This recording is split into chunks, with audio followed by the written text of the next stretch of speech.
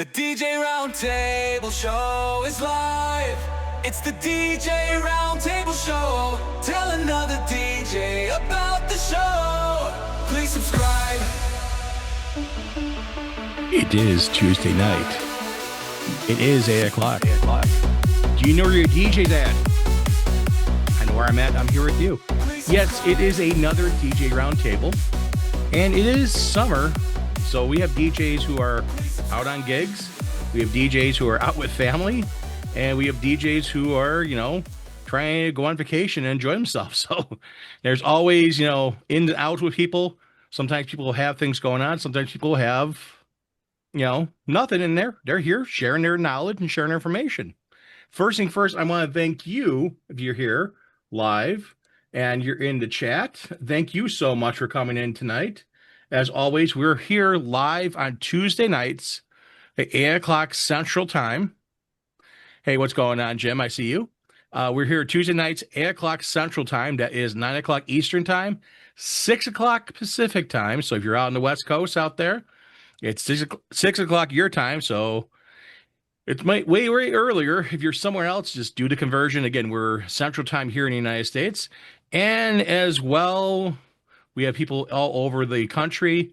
And we also had a Canadian. Hopefully he'll be here tonight. We'll see. Again, I thought he was coming in, but again, I don't know if he had a gig or not tonight.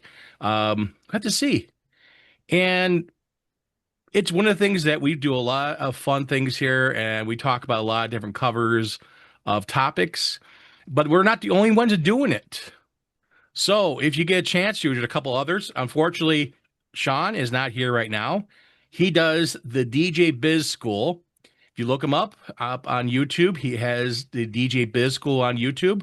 He is dropping knowledges to help grow your business. And then the other one also, of course, is Dwayne Dixon with Cue It Up. And if you're over there on Thursday nights, he does a 2-hour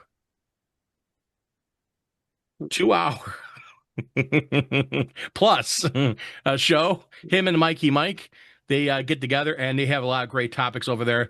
They walk you through a lot. They are more of a longer format show. And they give you tons of knowledge again. So if you want to better your game, better your business, make more money, and potentially get more customers, here's a little nuggets for you first off and how to do things.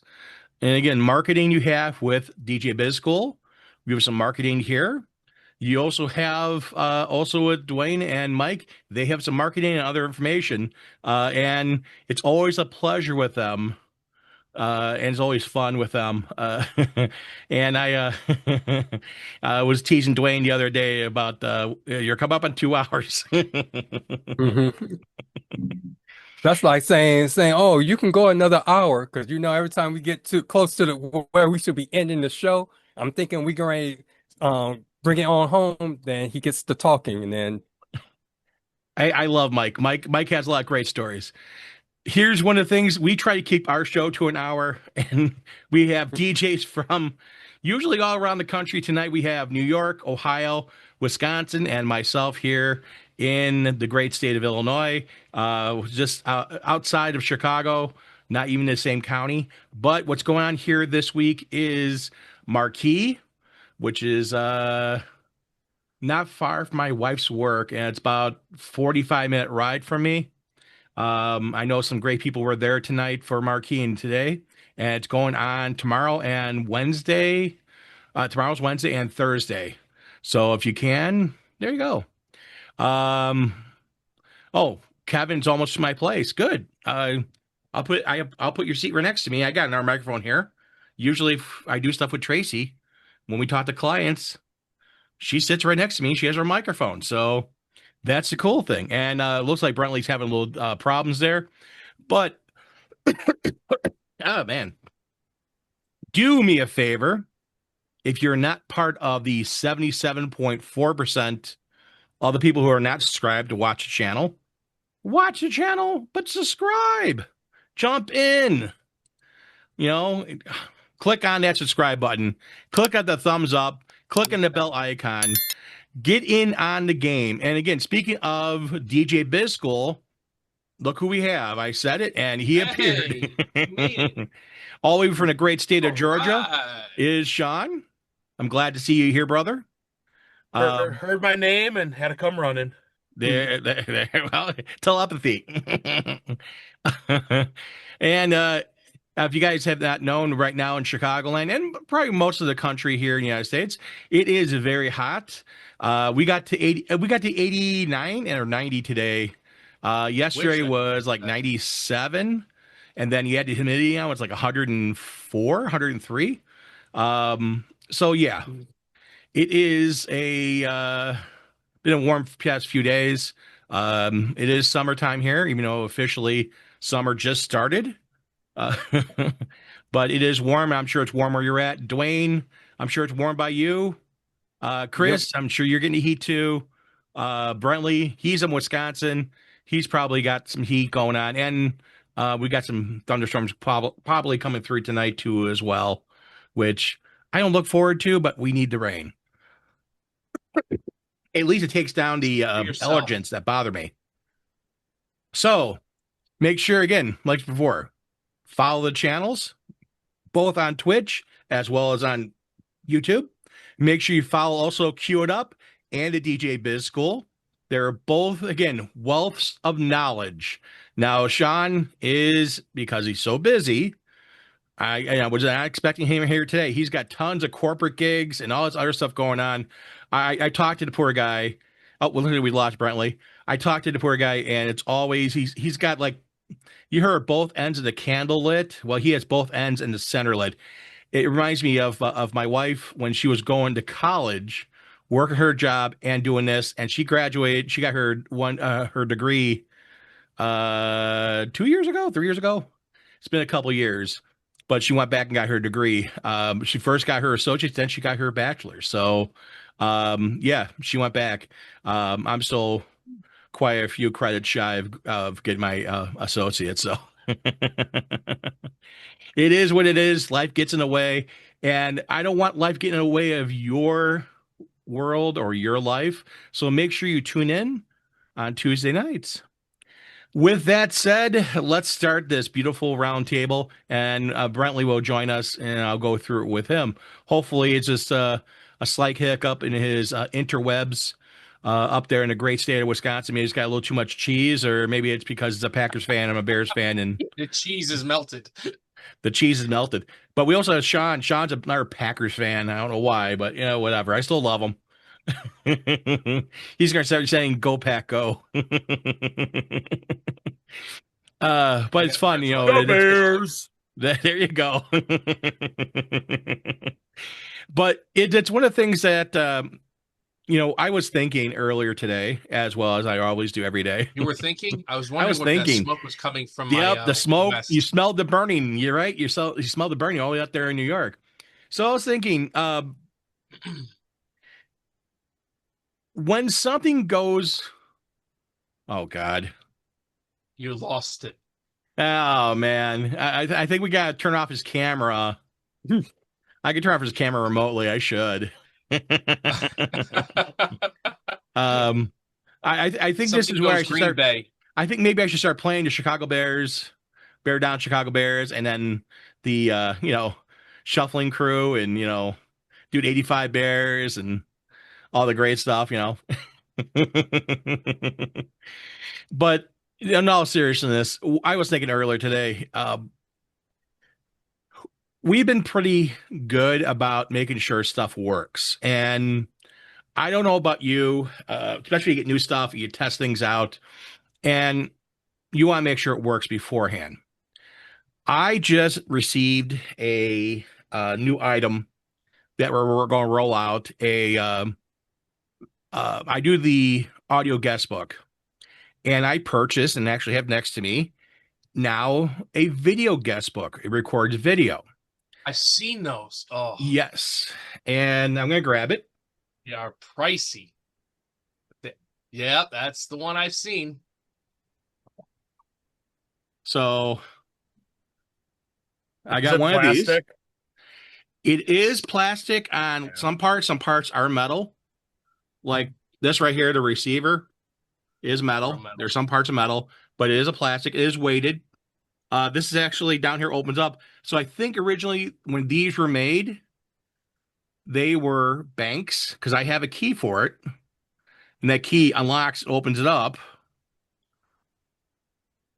Little key. So it opens up this unit. And I just got this on Friday, and there's a lot of instructions on it. It tells you don't delete things. So I read the instructions fully a couple times and went on their information and got more information. Everything's contained in here. These buttons do nothing here. This does absolutely nothing up here. I've dropped a couple pennies down here. They come out to the bottom down here. This does nothing. This is plastic. It will record when you pick it up. I charge the battery up. It won't communicate with any computer. The file comes up for a second or two and then disappears. So I had a wedding show on Sunday. I was going to roll it out at the wedding show to show people, oh, look at the new toy I have. I did not. And that's because the fact that it is not working. I want to make sure I understand something way before I showcase it to someone or show someone, hey, get this from us. I wanted to ask you guys, because again, If you can return it. I'm Say in that talks again, with the company that makes it because I want to see if I can get working, see if I'm doing something wrong. I would cut my ties with it. I'm in a lot of photo booth groups. So many people are having trouble with those exact ones. There is a new photo booth company who's making wood ones to look like the old school wood phones that are ran off tablets built in. But those ones, everybody I've talked to who's gotten one has had nothing but problems with them. I'm gonna talk to them. See, I got 30 days. I just received it Friday. I have the box and everything. I have everything ready to go back if I need to. That's not a problem. I can return it very easily. But So where's this company located, buddy? Is this like overseas or is this something their main company is overseas, and that's Okay. way a lot of companies are these days, and they sell it, here. But here's the thing: I had the question for the group is, when something goes wrong, and we've all had stuff go wrong at a gig, buy something to go try it out, it's not working right. What do you do? How do you recover from that? How do you basically when do you say, hey, that's it? Or like, Sean says, it's cut your ties and, say, hey, so send it back. When do you do that? Do you try to see if you can rectify the situation? Do you reach out like I'm doing? Do you sit there and figure out a way to fix something? Do you contact the manufacturer? Let's say you got a speaker not working right. Do you return it back to where you got it from? Or do you contact the manufacturer and find out maybe you forgot to flip something inside or turn a switch on, or you made another mistake? Because a lot of times human error is a big mistake. And that's why I'm looking at stuff going, maybe I'm making a mistake and I'm crossing my T's and dotting my I's. And I've had it happen at gigs. Microphone works fine, talks fine, connect on a microphone, go out there, all of a sudden during the cocktail hour or during the reception, we're doing speeches, go out there with the microphone, all of a sudden start running interference. Even though you scanned everything, did everything you're supposed to do, something's interfering all of a sudden. I've had that. It happens. It's part of life. It all boils down to what do you do to recover and how do you overcome it? What do you do? What do you do when something goes awry? So I'm going to go to Chris first because the fact that not only he is a DJ, not only he does phone parties, not only he does golf parties, like a disco golf party, which is really cool, but he also does IT. So he is also a computer person and works with both Apple and he's got a putter. He works both at Apple and Windows computers. He does IT for a big system for a college, and he deals with it all the time with problems. And that's why I wanted to go to him first, because the fact that he's kind of a problem solver, kind of like we all have to be. We all have to be tech support for things. So, Chris, I wanted to go to you and ask you, how do you overcome a problem with something? What do you do? What's your steps? How do you get past something? Most of the time, it is mostly user error. So just step back, take a deep breath. For most systems, just try restarting it. Start again, right from fresh. Take an easier approach as you go through. If it still doesn't work, then you most certainly have to do some reset procedures. Do some of the simple troubleshooting stuff. I mean, with that phone thing, that could be a major issue already. It could be something else that's you're not doing anything wrong. There's many times when you set up a router that when you try to change certain settings, they don't take. So you just have to bear with it, reset it to its factory, and try again. After 2 times, 3 times, I would say hold up, get customer service on the line. They're usually pretty good about that. Or speak to a technician that's had problems and say, what do I do next? You know, try alternate routes. That's all. That philosophy can be used pretty much almost anywhere. I'd also have to say, when it comes to computers, even your own life and business, just take a step back, breathe. It's not the end of the world. People do understand. It'll come to you. It might come later, but maybe not be right away. And that's one of the things that I again, dealing with computers, dealing with many years in management. Computer errors happen quite a bit. And what's the first thing people say is, hey, have you restart everything? So, as we're recording of this right now, there has been a lot of um, news about some data breaches happening and a lot of updates on software, security software, antivirus software, and so forth. So, I have restarted multiple times my computer over the past few days with some updates. And that is, one of the things I'm like, okay, let me restart and try it again. Let me restart and try it again. And that's after a few times doing that, that's why I'm reaching out to the manufacturer. The uh, possibility of it being operator error, I mean, I'm making a mistake, is very likely. So that's why I'm trying to eliminate that and lessen likelihood of sending something back that could be perfectly working fine, but because I'm doing something not smart, it could be my own fault. So that's why I'm trying to eliminate that as a factor. And Chris, when you deal with stuff and when you deal with a problem, let's say at a gig, your foam machine is not Yes. making foam. There's something wrong with it sucking up the soap. I'm going to use the term soap. I know it's not soap. It's not like you wash your hands, but similar material. But the soap that you soak up into the machine to produce the foam. Let's say it's not working.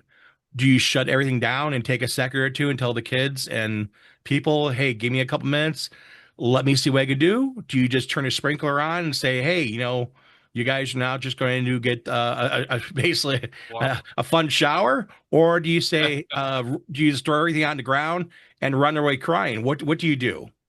well, what's nice about the system that I use is it's always the solution ratio from regular water. And because I'm using an injectable system now, it's always the concentration of the, foam solution that goes into the main water, and also water pressure, because now I'm relying on really the customer's water pressure in the house. And even though I do have a regulator to make sure it's at the pressure that my machine requires, um, I just have to adjust my ratio. And then the other thing that could just fail is the fan, and that's what pushes the air flow into the foam, ending solution that produces the actual foam bubbles right out as you see above my head. You know, the the screen that pushes the solution through and adds air. So if it's not foamy enough or not aero billowy enough, it's the concentration most of the time. It's just trial and error, really find the right ratio. Temperature is a big control of it, as we were saying online before about it. Temperature, the water hardness, the humidity in the air. If it's windy, that takes a factor of your ending solution. If there's highly chlorinated water, fluoride in the water or not, a lot of those factors I just have to compensate. So I try to not to have too many things fail on me. I used to use a huge 55-gallon bucket and sub pump. Sub pump fails. What do I have a backup? I do. I actually have two. So the odds of two sub pumps going bad, rare, but now I'm using the injectable. I just have to watch out for my injectable pump. I have two, always a spare, a regulator, always a spare for pressure. But all the hoses and stuff, someone runs one over, busts it, I have a spare. Power cables, I have a spare. For the fan, yeah, because it's in the machine, I don't quite have a spare for that, but I have a leaf blower to offset that I could probably force air. I won't get as many bubbles, but at least I know I can make sure the kids have something that makes foam out of the machine as a temporary solution. And I've seen your backup system. It basically looks like an exercise bike, and Chris will get on there and start pedaling it, and it pumps into there, and it also starts a fan too, to make air go through it to make the foam. So it is a good exercise, and it's kind of like the Willy Wonka when he's sitting there on the machine making suds and stuff. I was thinking more of the real Ghostbusters, Janine pedaling that bicycle to keep the containment unit running. Our alternator. He's pedaling to keep the party going. Speaking of hardness, I'm going to go over to Brentley in Wisconsin, who always talks about the hard things, hard choices, and hard-headed people, especially on Code Blue Cam, which I just saw a bar that he happens to know fairly well on there. So go over to Code Blue Cam. There's a good episode over there with a few people not listening to lacrosse's finest, and I'll put it this way, that they should not cause trouble they cause. But with that said, Brentley, what happens when you go into, let's say you go into a club? I know you do some club work, and you plug in your computer or you plug in your controller. I don't know which way you go with this places you go to, but you plug something in and you go to hit play and nothing comes out of the sound system. And you're like, you see your lights going off on your board. I'm sure this happened to you because I know it's happened to other people. What do you do? Well, how do you overcome that? How do you figure it out? What's the steps? If I go to I've gone to a couple of clubs where I've had an issue like that. The first thing I'm doing is, one, take me to your amps or take me to where your sound booth is, so I can get a quick glance at your board, being, your main soundboard, or if it's, in a more modernized place that's got like a Behringer X32 on a computer or something, then show me the computer. Let me see what's muted. Let me see what I can look at on your console. If that doesn't tell me anything, then let's go look at your amps, because if they're all getting signal, it's got to be your amps or a breaker, which in turn would be a full shutdown of everything and rebooting, the board and your amps before you start popping crap on. But nevertheless, you can probably find it out. If I go to like another club that's got a little bit more of a, as I hate to say it, non-digital system, obviously, look, and it's happened a couple places. Look at the breakers, look at the amps, look at your cables, look at your connections. And if you can't figure it out in anything like that, then it's kind of on the club, because they need to have their stuff in order. If it comes to a wedding I'm DJing at, can I fix it on the fly? Do I have a backup piece of gear? Is it essential? Will anybody even notice if a light's not working? That sort of thing. Yeah, I'm pretty attentive to it all. Like, I've always got at least one backup speaker with me of some kind, be it my Everse, be it what I'm using as a floor monitor. I will have something to get sound going. So no matter what, even if I have to Bluetooth into my Everse and use that mixer out to get to a different speaker, I can at least get music or something going until I figure out what I screwed up. if it's, like new gear, and this happened to me recently when I ordered from Both Lighting out of China, I had one of their uplights that just didn't fire up. Everything else is absolutely perfect. So I call them and they're like, you can just change the part out. I'm like, absolutely not. I'm not qualified to be changing parts of a light out. I might understand the principles of it all, what goes where, but no. I bought it new. You're going to send me a replacement. And after about 10 emails back and forth, I'm finally like, look, either you replace it or I'm going to PayPal and I'm going to contest X number of dollars from this order. 24 hours later, here's your tracking number for a new light. Cool. So when it comes to broken products or things I've gotten that don't work right, I'm adamant about getting my product brand spanking new as it should be. I'm not going to be a prick about it, but I'm going to be kind of firm, especially like you buy 20 uplights, the S6s from Both. One isn't working. And I even had just bought a bunch of chroma cannons and 360s from Both America. At the point I'm dumping close to $6,000 in lighting in 1 week, send me a new light. Period. Don't question it. And it took me showing invoices and all that in the conversations and threatening to go to PayPal to get what I wanted, which is only fair with a new product. When it's come to like speakers that I've messed up and I've realized I've done it myself, in fact, one of my RCFs, because I'm an idiot and wasn't paying attention, jacked one of the XLR inputs. Cool, caught it real fast. So I could go into one, but I couldn't bypass and go up to the main. I figured it out real fast and did my thing. But things like that, yeah, I can reroute or keep enough gear on hand, like I said, to make things go no matter what.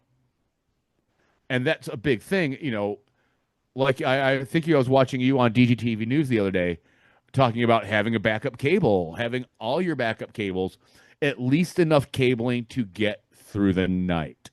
So if a clown guest wrecks my setup, then we're done for the night. I'm not even going to play that game.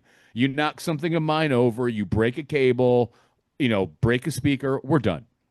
And your couple has now just inherited a new bill.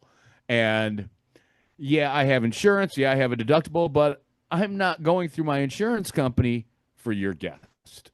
Well, It's there for my own. I just had Sunday at a wedding show, and like I said before, and at the wedding show, I noticed I have a small little Dell computer I use for my gobos. I use a computer, a little better than the autoplay system on the projector. I like to have in a computer I can actually open a screen up and see, but I can hide it very quickly, around stuff.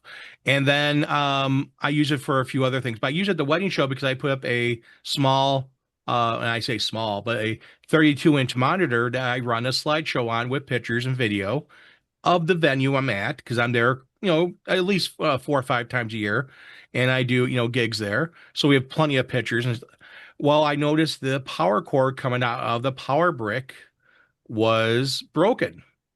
So I'm like, okay, I went on my phone, ordered 2 replacement ones, and I got them today. And that's the thing is that, can it still work? Can I still do what I need? Yes, I can. It was not dangerous or anything like that. But that power cord I never want to use again because it's a broken thing. And that's also part of the thing.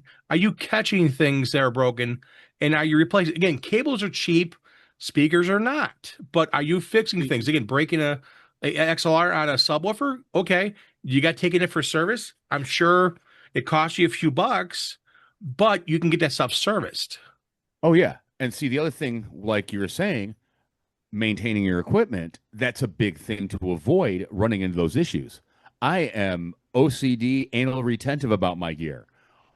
After every wedding weekend, be it, Monday or Thursday when I'm prepping everything, anything I've been using regularly, I'm going through each case, counting my cables, making sure I've got the right cables in each booth So if I'm using my Toad one day and then I'm using a facade the next, I'm not interswapping cables that should be in one setup or the other. I mean, I have them pretty well separated, but for extra extension cords or anything else I'll need, I have an extra cable case. I don't want to lose any of that or misplace it. So I'm checking all of my gear. I'm going through the screws on my Toad. I'm reviewing everything once a week, even down to going, okay, my stands, I've dinged them up, even though I'm using scrims on my blacks, tripods and, mic stands, I'll sand them down real quick and repaint them just so they look proper. And once a month, I really go through and clean everything, but at least once a week, I'm going through all of my equipment and making sure it's where it's supposed to be and it's in good shape. Because, like, I've seen, Toadmatic DJ booth nightmares where, oh, yeah, I haven't tightened any of my screws in 6 months, rolling down the thing today, right, my ramp today, and the whole thing fell apart. Or, and things like that happening are so preventable, especially if you're dumping for a minimum on just the booth, $4,000, let alone all your components in there. I think with my deck and everything, I'm just under 9,500 in my Toad. So, not maintaining that could lead to a big disaster and an expensive repair. I even have a backup TV in my storage room of my house because if anything happens to TV in there, I can just take the top off, replace it, and I'm done in a few hours, rather than having to order it from Walmart, go run over there, pick it up, or anything like that. So on gear that I know that could happen to, I do have several backups and strategies in place, so I'm not going down for too long, if at all. And if anybody has an M2 MacBook Pro 16 they want to sell, I'm looking. I always feel that you should be prepared for stuff and have equipment. One of the things is from NLFX Pro. I think I showed it on here before. I've done a video. The mother of all testers, the Mort. It's $70, and it has every connector possible. I know. Is that a Behringer one? It is. Yep, that's the Behringer one. That's another good one to have. You have two. Simple, I have a Mort. but Well, again, it's all about pricing. It's a little bit less expensive. The other thing I just got, and I haven't tried it yet, is a cable cleaner. It comes with 2 scrub brushes, basically. They're designed for cables. They actually crimp around the cable. You fill up the inside with it, you crimp it around the cable, and you run the cable through, and you wipe it down with a cloth. And I haven't done it yet. I haven't tried it yet. That's one of the things I think I'm going to try and do this week, is try out a few cables, because we all get dirt, dust, and so forth. But if I can avoid problems with my equipment, and if I got to test some equipment and say, hey, why not check it? I'd much rather know that before going into a place if it's something avoidable. And again, this is one of the things that something goes wrong. How do you overcome?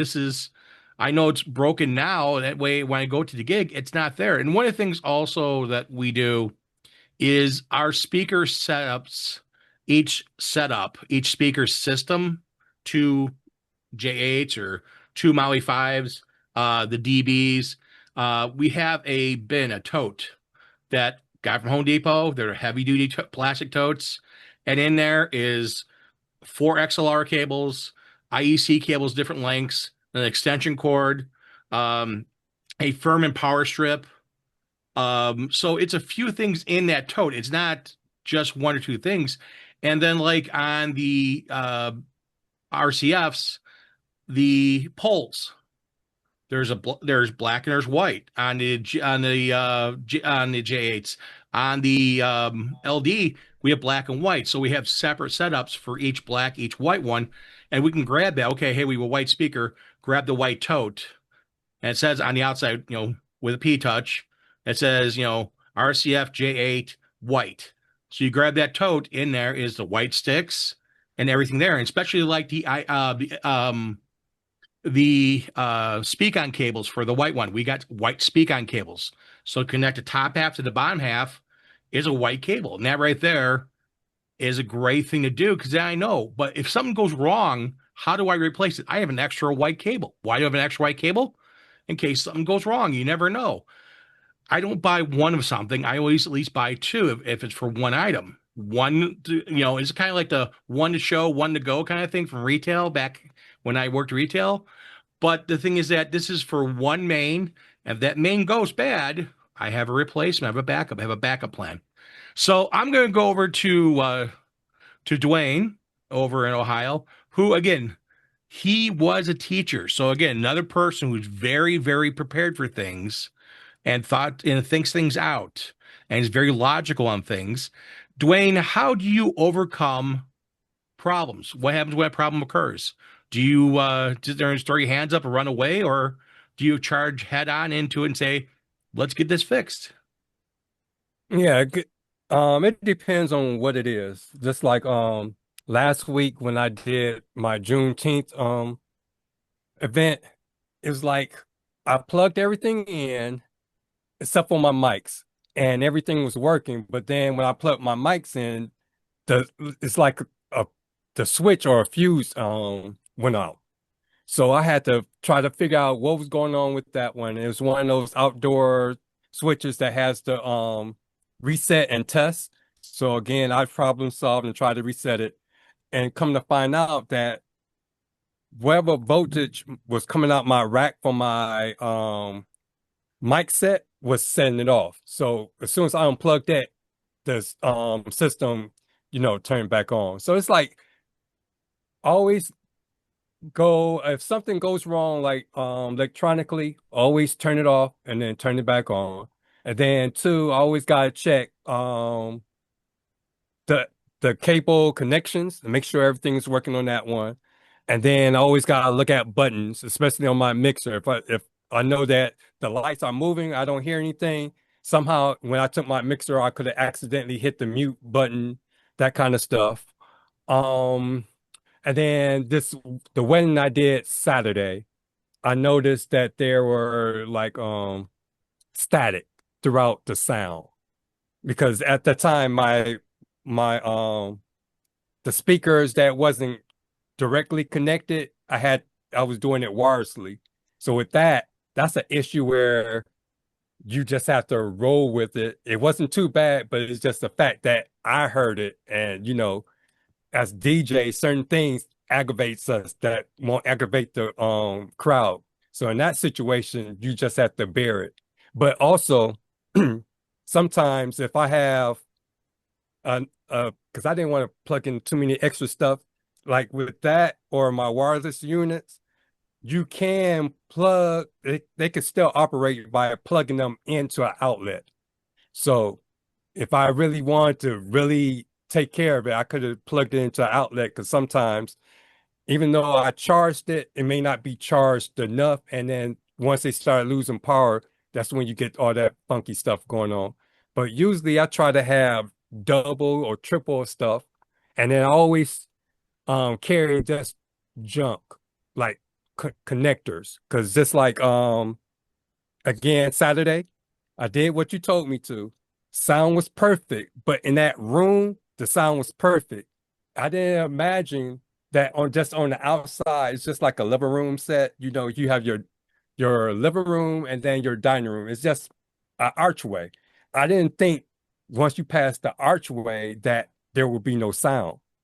So they had a speaker that with the XLR. So I tried hooking up my computer, because I use Serato, and you can make the Serato sound come out Bluetooth. At least tried to do that. I connected to the speaker again, didn't hear any sound, and I have no idea why. But again, I had like a case full of XLRs, adapters and all that. So I just took the booth out, which was a RCA.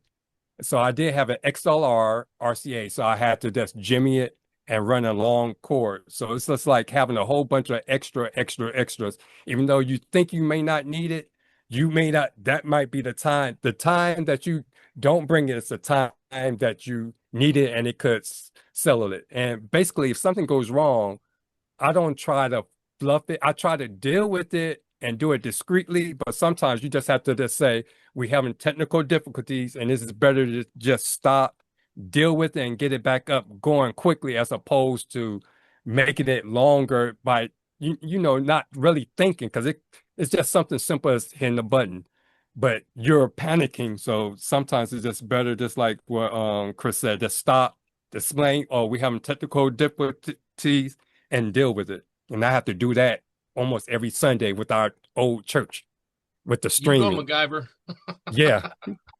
One of the things when you're talking about your setup with I didn't know you had to do sound in the other room because if I would have known that, I would have talked to you about that as well. I I know we didn't know. talked about See, that's one of those things you don't He know didn't know. until you get there.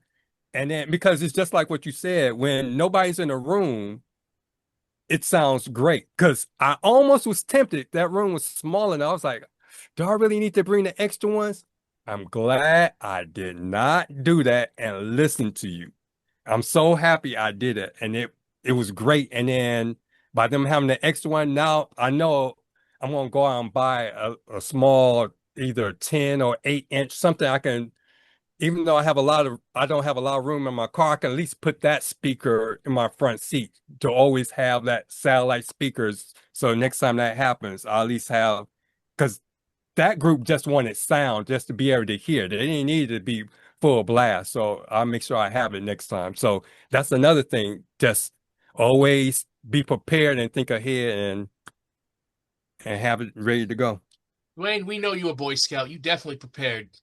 Yeah, I try to because that one I think that one, even though it's one event, I think I had every possible event happen that night.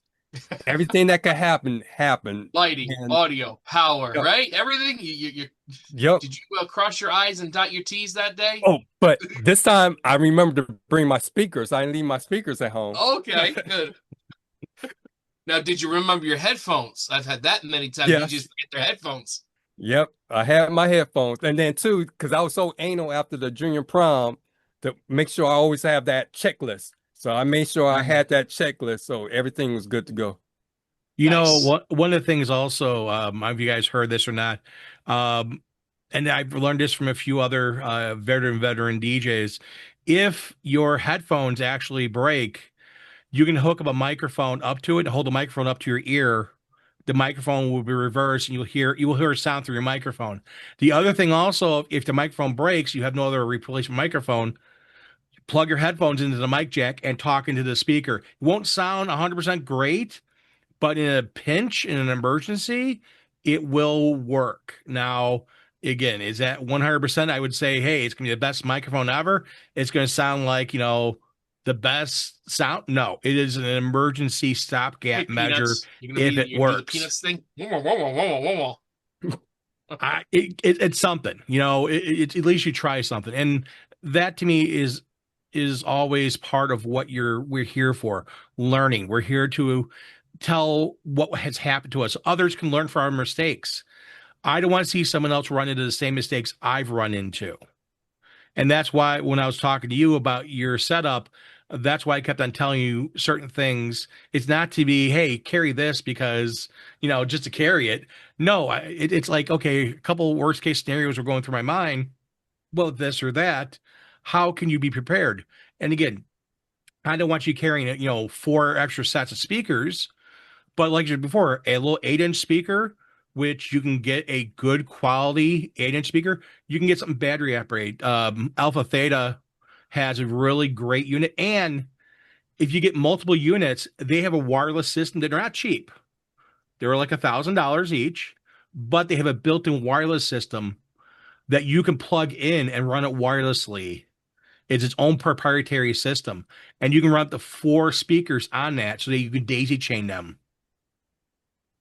And that right there is a great little system to do. And I've seen it working.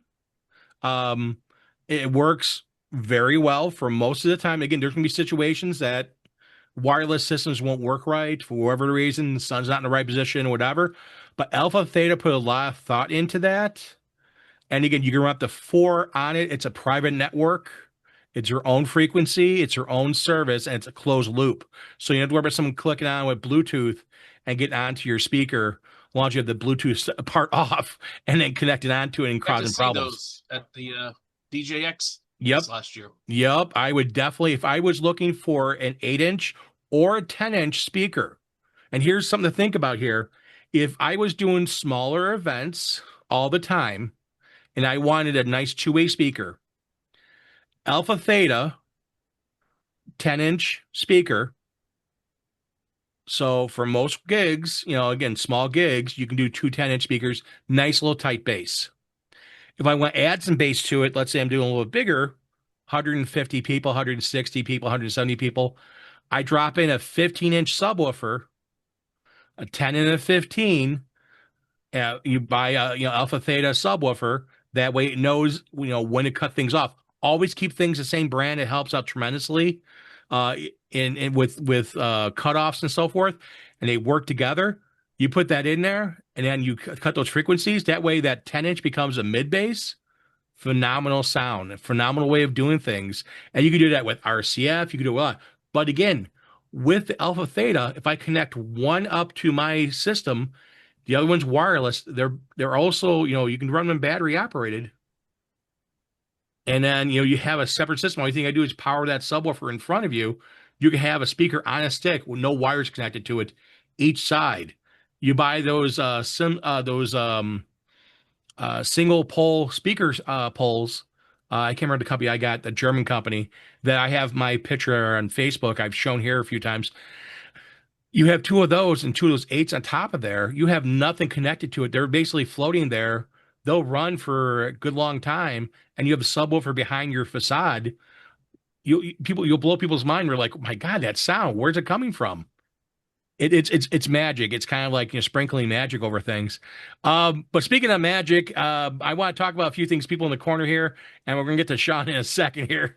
But first thing first, New Picard or Kevin, thank you. Buddy is an alien. He reads the instructions. I'm not an alien. I just want to try and do things right. But first thing first, when you run into problems, what happens? Read the instructions. Why do you read the instructions? So you don't mess things up. Sounds like you must buy it through Amazon. Yes. What, buddy? You don't make mistakes? Yes, I make mistakes all the time. I'm human. I don't think you need instructions for a laptop stand. It's not a bad thing because they tell you things. Let's see here. I'm willing to reach out to the manufacturer if they make it convenient, but if they're going to make it difficult, they can stick it back where where it doesn't. You can stick it back where you don't want to stick it back to.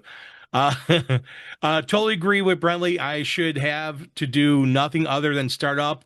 If it's new, if they want me to fix it, rather either better give me a discount for my labor time to repair it, or for free. Drop it off and have it repaired at a authorized repair center. Right now, I'm dealing with a warranty issue, trying to get them to do something. I don't know what manufacturer it is. You have problems with the warranty, but again, talk to them and just keep at it. Sometimes you have to talk to them a few times. Sometimes the warranty is not here in the U.S. It's overseas. Some manufacturers are easier than others, but all I'm going to do is tell you to keep at it. He says he always runs away like Mighty Python and Holy Grail. He probably, that's you've seen that movie. It's the part when they go, run away, run away. And then Fred, the godson, he's here. He said the hot man, D-Dubs, buddy, defensive lineman for the 85 Bears. I'm not that old. I was in grade school when the Bears got the one. I was a little kid. Hitman, ready for anything, anytime. Yeah, that was grade school, wasn't? Yeah, I was in grade school. Because I was in 6th or 7th grade. Man, you guys are old. I'm still old. Gosh darn sexy. Hold on. Oh man. Okay. I still, Griffin? Old or not, I still rate highly among the 21 to 23-year-old college girls. I mean, granted, they have daddy issues. We know that. But I still rate very highly among them.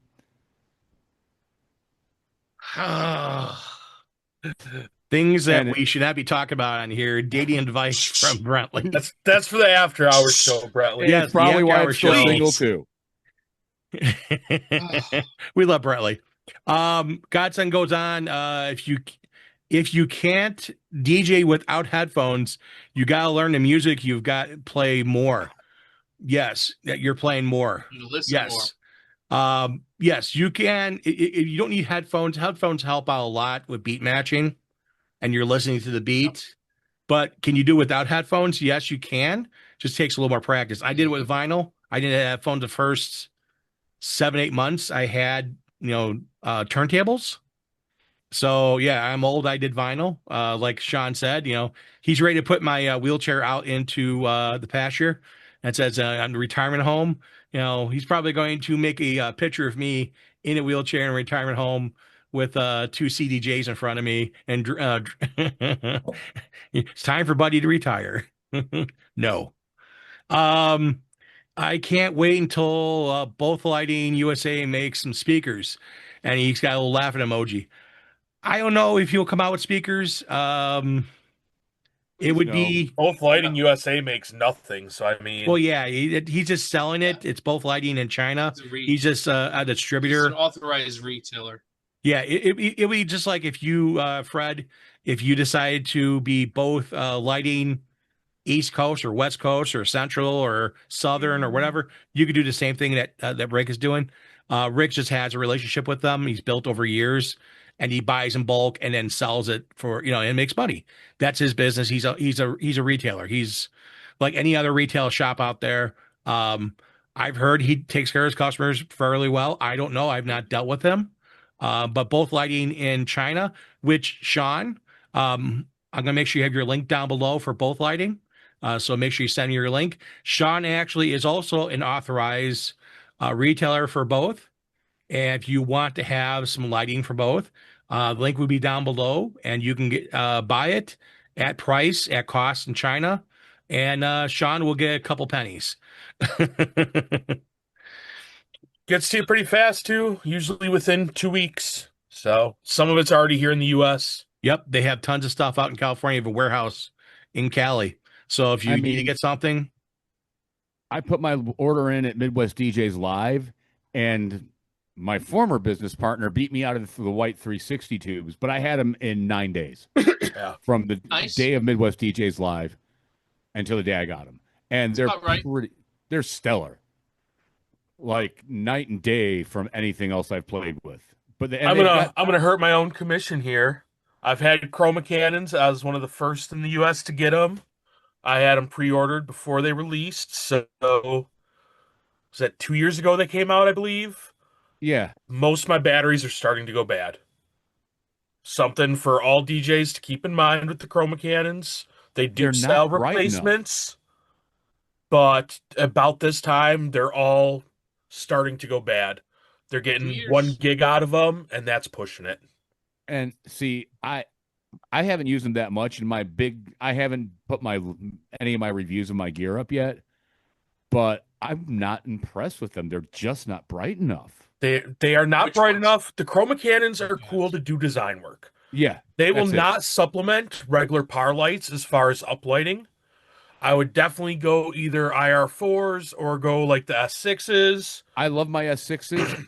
I'm using they're the identical lights that Top Light used to sell when they did uplights. Yeah. And I've had those since 2020. It's 5 years on the same batteries, and there's only one battery out of 10 of those that's iffy. And then I've got 20 more of the S6s. And so far, I'm getting 2 gigs out of it. It's like legitimately 2 full 8-hour gigs out of those S6s. It's insane, the battery life on those. What we love, chroma cannons, if you have a big blank white wall, set up a bunch of your chroma cannons against that, get it so the beams are crisscrossing with each other, and you can really make a boring plain wall pop and add some design to it. But no, they do not replace normal uplighting. And see, when it comes to like those tri-beam and those boutique-y kind of lights, my Adkins tri-beams are the best I've ever come across. They can do, I haven't put them to the full test because I really haven't had the use on a full, lighting controller, which is something I'm upgrading to this year. I'm going to find the right lighting app for myself, which I'm leaning towards the My DJ Pro 6 or whatever it is from ADJ. I'm really liking it more and more. But those Adkins tri-beams take a blank wall and make them look phenomenal. And they Well, have way more light it than the is always Chromacast. it's always good to have multiple tools in the toolbox. And Oh speaking yeah. of tools in the toolbox, Sean, I'm sure you had grab tools sometimes and fix something. How do you overcome when something goes wrong or awry? Let's say the batteries go bad on one of those lights when Yeah. it's at a gig. What do you do? How do you overcome it? How do you fix that So problem that's happening? this is one of our things we talk about with clients. We plan for the unexpected, having backups and redundancies in place for whatever could possibly go awry. Cords, hard drives, computers. During the event, we have multiple microphone receivers, transmitters set up. So if one set goes bad, starts getting interference, there's another setup already ready to go. I keep an iPad constantly Bluetooth to one of my speakers, nothing playing on it, but it is hooked up. There is a Spotify playlist already open on it. So if something happens where we lose sound out of our main system, I hit play and one speaker already has Bluetooth music coming out of it.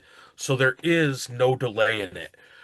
We tell couples anything that could possibly go wrong, we're going to have back up and running usually within 10 to 15 minutes. We keep our truck on site. Backup speakers are in the truck for our photo booths. We have backup for that. Literally anything that you think can go wrong during a gig, keep an extra of it on you. It's the best thing you can do. And then, like Bretley said, maintenance, man. Do your maintenance. Especially, we do a lot for like special effects, cold sparklers. We have 16 units total on our cold sparklers. They get cleaned every time they go out. And those units come back in, they're fully torn apart. We go through it with a vacuum and an air blower. They get completely cleaned out. All of the debris gets blown out through the feeding tubes, the auger, and just that maintenance is going to help you to avoid those issues when they arise. I And as think far as new stuff, I ain't fixing it. I had that with China too. Oh, we'll send you a part. No, send me a new light or I'm going to file a charge back on you. you know, one of the things also, and speaking of the sparklers, I've seen multiple DJs in a few different forums. They have them right on top of their white gear. And I know you Dumb. guys who Dumb. deal with sparklers know how much dust those things create. Now, I don't use them. I have been around them. I looked at them. To me, I don't like them because the amount of dust they do. And I know I wish Matt was here because Matt loves sparklers and he does it for no. But the one thing, if you know what he does, if you look at any of his gig logs, and I tell you, go watch his videos, go watch his gig logs. His sparklers are not right on top of his gear. I'm talking about some of these guys put like a few Yep. within a foot of their booth and Insane. everything. And it's like it's just sand coming down, black sand, and it covers everything. They're not completely fireproof either. They can cause fires. Yep. And I question that spandex material that's on so many people's facades, that catching fire at some point with constant sparks blowing at it. And We have it in our contract that they have to be a minimum of 6 feet away from any person or object except the bride and groom. And it's also in there that the bride and groom waive any types of minor burns, debris on the bride's dress, anything that those can cause are outlined in our contract, and they are signing and agreeing to it. And we will refuse a setup if it is not safe. There's a company here in Georgia. They lit them off right next to some pampas grass and set the pampas grass on fire during the first dance. Everybody wants to buy cold sparklers and offer them because they think it's some extra money they can bring in. They are not safe. They are pyrotechnic, and you need to learn what you're doing before you start It's offering a them. metal. It's a chemical reaction. Do you even know what fire suppression system you should be having with you? Most people don't. D. A class 4, class D fire extinguisher. In fact, I And found they're out not the hard, cheap. No, they are They not. are not cheap. and one of the DJs that worked forever after actually made, and this is when I lent her my sparks on New Year's Eve. I showed her how to use them, but she didn't cycle them off like I instructed. And the dust melted onto a glass window pane at celebrations. That was a $468 repair, and I'm like, I turned it into my insurance. I'm still paying this, so I'm just going to pay it cash. But you have to cycle. You can't leave them running all day and all night. And these kids that you see, like the spark disasters, they're not paying attention to what they're doing. I have one that I know is running hot right now, which I'm going to go reset before I use it this weekend. Meaning, tech it all out, make sure I'm not doing anything wrong. But I noticed it when I ran them at one of the weddings I did a few weeks ago, that it just seemed to be pushing a little harder than the other one. And it might even be just how I have it set in my Obey 40 that I may have just pushed one up higher than the other. But nevertheless, I want to check that before Sunday when I've got sparks and clouds again. So so you guys who run sparklers, do you have a Class D fire extinguisher with you? Oh, you're damn right. So Metal X fire extinguishers, that's what the material is called, Metal X, is also the same fire extinguisher you use on magnesium fires. It's a special powder that's designed to, it's more like sand than it is anything else. It's designed to basically suffocate the fire versus put the fire out. So the fire may still burn. This is one of the things that many years of training in certain areas, Metal X fire extinguishers, when you go into a magnesium fire, firefighters are taught to use air tanks. They're taught to use their full bunker gear, and they go into a fire with it and they put that out. If you ever watch YouTube and you see firefighters fighting a car fire and the water hits magnesium, you see a big puff and sparks. That is a magnesium fire. It burns so hot, it actually separates the water molecules into its raw forms. So you have the H and you have the oxygen O. and what? You have hydrogen and water, which will make you fuel. It burns so hot, it turns water into fuel. So putting water on it does absolutely nothing other than cause explosions. So that's why you need different materials for firefighting for that. And that's one of the materials that they use. They're not cheap fire extinguishers. They're one-time use only, but it is the proper thing to do. If you grab a regular fire extinguisher, put it on there, it may still smolder and still burn with an ABC fire extinguisher. For most fires, electrical fire, a grease fire or a wood fire, ABC is what you want to use. When you start getting into the special fires, Purple K, Metal X, triple AF, when you start getting into that, you start getting into more advanced firefighting. Leave it to the pros, but again, I'm glad to see that there's people who have the right equipment. And again, it is not cheap, but if you're going to do things right, it's never cheap to do it wrong. If you want to be cheap, it's the wrong way of doing it. Costs you money to do things right, do it right, put the money out, buy what you need. With that said, also real quick, by law, you should have MSDS sheets with you for all of your special effects that you're operating, including fog fluid, bubble fluid. By law, we are supposed to keep books with every type of chemical we're using, especially when it comes to the cold sparklers. Somebody gets that into their eyes, anything like that. And those are all things that you can really use to separate yourself from those guys who are out there offering cold sparks for $200 to throw in with a package. This is why we charge more, because we do it properly.